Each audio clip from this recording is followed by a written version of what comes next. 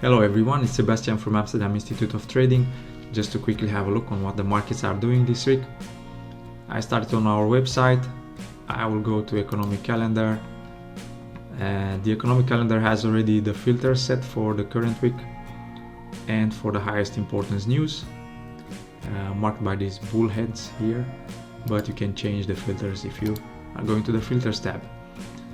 Your time zone can be changed by clicking over here, so then these hours will match your time zone. You can already see that today there were some news releases from the Great Britain and from the US. Tonight the Royal Bank of New Zealand will report the interest rate decision. They are expected to increase with 0.25.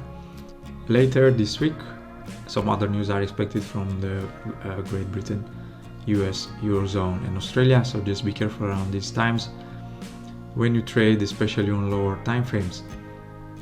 Going further to the trader sentiment, I like to pick up the highest discrepancy ones, higher than 75-25% between buyers and sellers.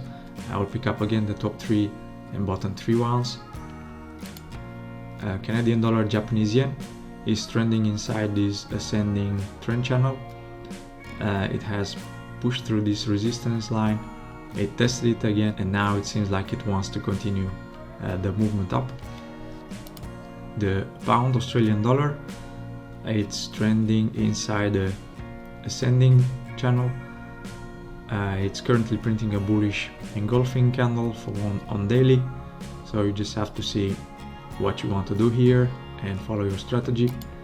The British pound Japanese yen, it's inside the ascending trend channel. It's exactly on this resistance level, so we will have to see if it's pushing above this line. You have to use your own trading strategy. The Australian dollar US dollar has tested 3 times this 0.5 Fibonacci retracement level.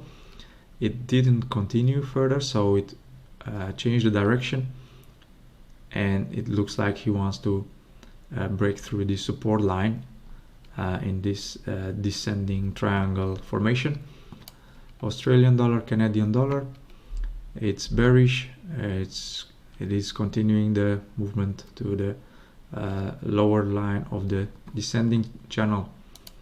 The euro US dollar, on the weekly chart, I found that it has reacted from the 0.5 Fibonacci level and now it seems like it's going to the bottom side.